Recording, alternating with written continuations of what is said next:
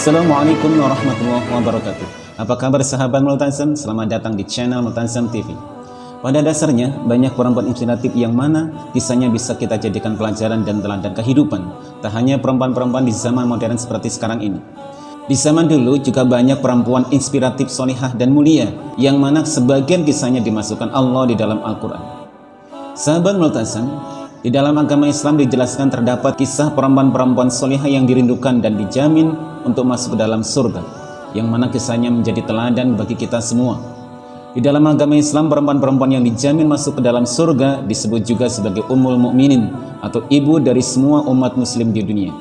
Siapa saja perempuan yang dirindukan dan dijamin masuk ke dalam surga, wahai sahabat Multazam? Inilah 4 perempuan mulia yang dirindukan dan dijamin masuk surga versi Multazam TV. Namun sebelum lanjut, mari kita bersama menebar kebaikan dengan cara subscribe, like, and share. Dan jangan lupa aktifkan tombol lonceng, karena sebaik-baiknya manusia adalah yang paling bermanfaat bagi manusia lain. Barang siapa yang menunjukkan pada suatu kebaikan, maka baginya pahala pelakunya. Rasulullah SAW pernah menyebutkan 4 perempuan utama di muka bumi, sekaligus mereka adalah penghuni surga. Keempat perempuan tersebut dipuji sebagai paling utamanya perempuan penghuni surga. Dalam hadis Ibnu Abbas radhiyallahu anhu berkata bahwa Rasulullah SAW bersabda, "Afdalun nisa'i ahlil jannah Khadijah bintu Khuwailid, wa Fatimah bintu Muhammad, wa Asya bintu Musa'im, imra'atu Fir'aun, wa Maryam ibnatu Imran." Yang artinya, sahabat Multazam, wanita-wanita yang paling utama sebagai penduduk surga adalah Khadijah bin Khuwailid, Fatimah bin Muhammad, Asya binti Musa'im yaitu istri Fir'aun, dan Maryam bintu Imran. Hadis riwayat Ahmad.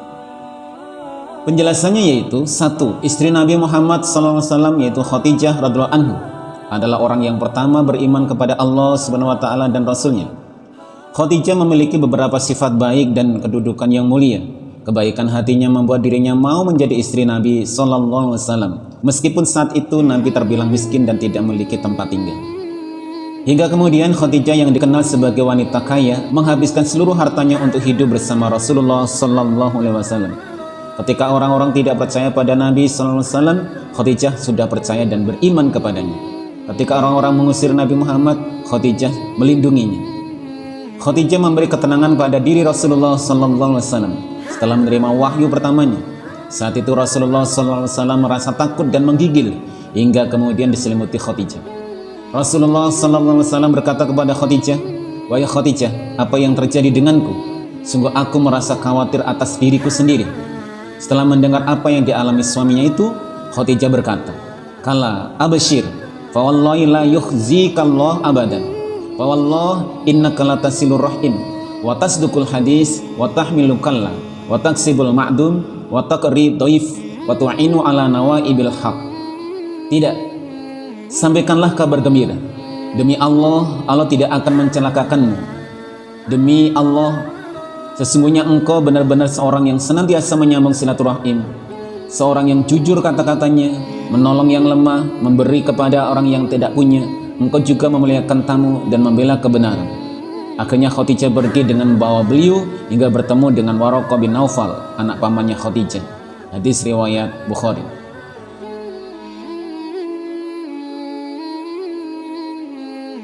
Atas apa yang ia lakukan ini, ia dikatakan sebagai wanita yang dijamin surga oleh Allah. Bahkan malaikat Jibril pun pernah menyampaikan salamnya kepada Rasulullah SAW untuk Khadijah dan mengatakan bahwa surga adalah tempat untuknya. Di dalam hadis disebutkan bahwa pada suatu ketika Jibril pun datang kepada Rasulullah SAW sambil berkata, "Ya Rasulullah, hadhihi Khadijah qad atat ma'aha ina'un fihi idamun aw ta'amun aw syarabun. Fa'idha hiya atatka faqra' alaiha salam min rabbiha wa minni wa basyirha bi baitin fil jannah min kasabin la sahab fihi wa la nasab." Wahai Rasulullah, ini dia Khadijah. Ia datang kepada engkau dengan membawa wadah berisi lauk pauk atau makanan dan minuman. Apabila dia datang kepada engkau, maka sampaikanlah salam dari Allah dan dariku kepadanya. Selain itu, beritahukan pula kepadanya bahwa rumahnya di surga terbuat dari emas dan perak, yang di sana tidak ada kebisingan dan kepayahan di dalamnya. Hadis riwayat Bukhari dan Muslim. Aisyah menceritakan bahwa ia tidak pernah merasa cemburu kepada wanita selain Khadijah. Padahal Aisyah belum pernah melihat Khadijah. Cemburunya karena Nabi SAW selalu menyebut-nyebut Khadijah. Terkadang kalau beliau menyembelih kambing, beliau memotong-motongnya, lalu beliau kirim kepada sahabat-sahabat Khadijah. Aisyah radhiyallahu anhu pun pernah berkata kepada Nabi sallallahu alaihi wasallam, "Kanahu lam yakun fid dunya imra'atun illa Khadijah, fayaqul innaha kanat wa kana li minha waladun." Seakan-akan di dunia tidak ada wanita selain Khadijah. Nabi sallallahu alaihi wasallam menjawab, "Khadijah itu begini dan begitu, dan aku mendapatkan darinya anak." Hadis riwayat Bukhari. Kedua, Fatimah Az-Zahra atau Fatimah yang selalu bersinar, yaitu putri bungsu Nabi sallallahu alaihi wasallam dari perkawinan dengan istri pertamanya yaitu Khadijah. Siti Fatimah Az-Zahra radhiyallahu anhu dilahirkan di Makkah pada hari Jumat 20 Jumadil Akhir, kurang lebih 5 tahun sebelum Rasulullah sallallahu alaihi wasallam diangkat menjadi rasul. Siti Fatimah Az-Zahra radhiyallahu anhu tumbuh besar di bawah naungan wahyu ilahi, di tengah kancah pertarungan sengit antara Islam dan jahiliyah, dikala sedang hebatnya perjuangan para perintis iman melawan penyembah berhala. Kelahiran Fatimah disambut gembira oleh Rasulullah sallallahu alaihi wasallam dengan memberikan nama Fatimah dan julukannya Az-Zahra. Pemimpin wanita pada masanya ini adalah putri keempat dari anak-anak Rasulullah sallallahu alaihi wasallam, dan ibunya adalah Ummul Mukminin Khadijah binti Khuwailid. Sesungguhnya Allah Subhanahu wa taala mengendaki kelahiran Fatimah yang mendekati tahun ke-5 sebelum Nabi Muhammad diangkat menjadi rasul, bertepatan dengan peristiwa besar yaitu ditunjuknya Rasulullah sallallahu alaihi wasallam sebagai penengah ketika terjadi perselisihan antara suku Quraisy tentang siapa yang berhak meletakkan kembali Hajar Aswad setelah Ka'bah diperbarui. Fatimah lebih muda daripada Zainab, istri Abil As bin Rabi, dan Ruqayyah, istri Utsman bin Affan. Juga dia lebih muda dari Ummu Kulsum. Dia adalah anak yang paling dicintai Nabi sallallahu alaihi wasallam, sehingga beliau bersabda, "Fatimah adalah darah dagingku. Apa yang menyusahkannya juga menyusahkan aku, dan apa yang mengganggunya juga menggangguku." Di antara anak perempuan Rasulullah sallallahu alaihi wasallam, Fatimah Az-Zahra radhiyallahu anhu merupakan wanita yang paling utama kedudukannya.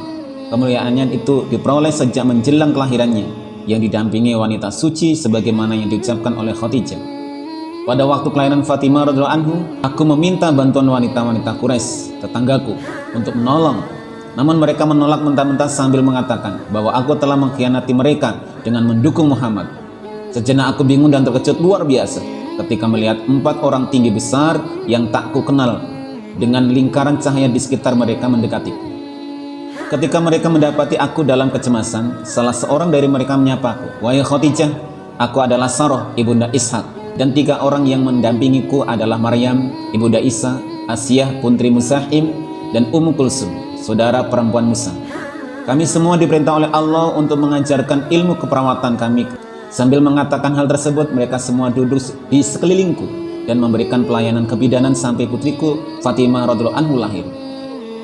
Meningkat usia 5 tahun, beliau telah ditinggal pergi oleh ibunya.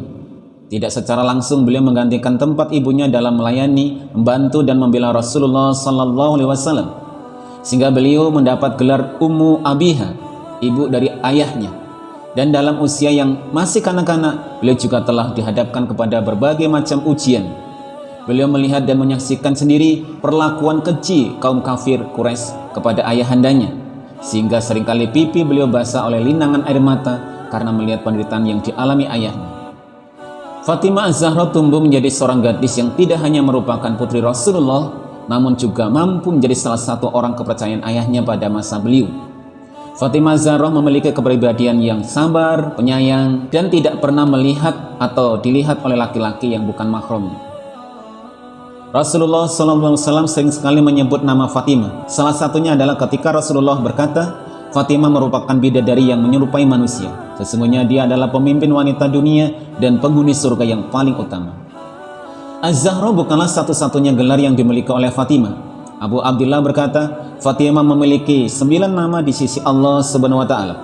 Itu Fatimah As-Siddiqiyah, wanita yang terpercaya; Al-Mubarakah, wanita yang selalu berlimpahan berkah; At-Tahirah, wanita yang suci; Az-Zakiyah, wanita yang senantiasa menjaga kesuciannya; Ar-Radiyah, ridho atas apa yang telah ditetapkan; Al-Mardiyah, orang yang selalu diridhoi; Al-Muhaddisah, wanita yang menggunakan kata dengan cermat; Az-Zahra, yang bersinar. Ketika Fatimah telah dewasa, malaikat Jibril datang untuk mengabarkan kepada Rasulullah SAW bahwa Allah telah menikahkan Fatimah dengan Ali bin Abi Thalib. Tak lama kemudian Ali datang menghadap Rasulullah dengan perasaan malu menyeliputi wajahnya untuk meminang Fatimah. Sang ayah pun menghampiri putri tercintanya untuk meminta pendapatnya seraya mengatakan, "Wahai Fatimah, Ali bin Abi Thalib adalah orang yang telah kau kenali kekerabatannya, keutamaan dan keimanannya. Sesungguhnya aku telah memohonkan kepada Tuhanku agar menjodohkan engkau dengan sebaik-baiknya makhluknya.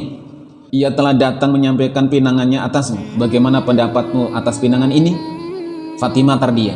Lalu Rasulullah Sallallahu Alaihi Wasallam pun mengangkat suaranya seraya bertakbir, Allahu Akbar. Diamnya adalah tanda kerelaannya. Rasulullah Sallallahu Alaihi Wasallam kembali menemui Ali alaihissalam sambil mengangkat tangan sang menantu seraya berkata, "Bangunlah, Bismillah, bibarakatillah, Masya Allah, la haula wa la quwata illa billah, tawakkaltu ala Allah." Kemudian Nabi Sallallahu Alaihi Wasallam menuntun Ali dan mendudukkannya di samping Fatimah.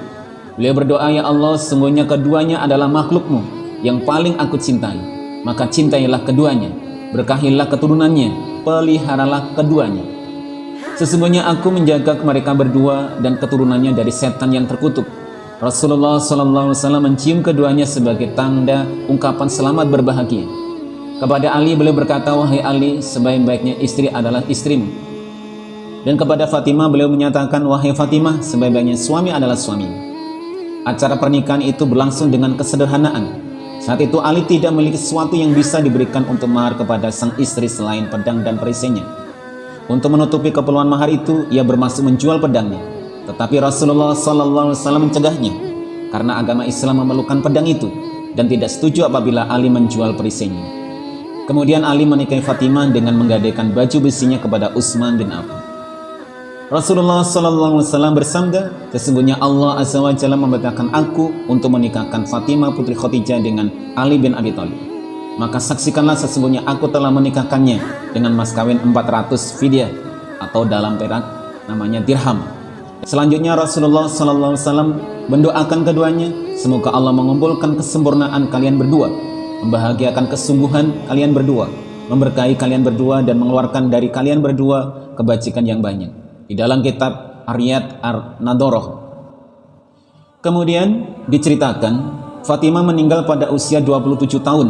Dia adalah seorang wanita yang dalam setiap gerak kehidupannya merupakan teladan yang patut ditiru.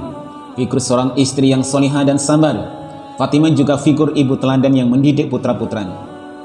Sahabat Multazam, itulah perempuan-perempuan mulia di dalam agama Islam yang dijamin masuk ke dalam surga. Lewat kisah ini semoga kita semua bisa senantiasa berbuat baik dan mulia dan bisa masuk surga bersama perempuan-perempuan mulia yang lainnya. Amin amin ya rabbal alamin. Kisah ini akan berlanjut pada pembahasan 4 wanita yang dirindukan surga bagian kedua. Setelah mengetahui ulasan tadi, bagaimana pendapat kalian sahabat Multazam? Kalian tulis pendapat kalian di kolom komen ya. Semoga bermanfaat dan membuat kita berpikir lebih bijak. Sekali lagi mari membangun Multazam TV dengan cara klik tombol subscribe, like, and share. Juga aktifkan tombol loncengnya. Wassalamualaikum warahmatullahi wabarakatuh.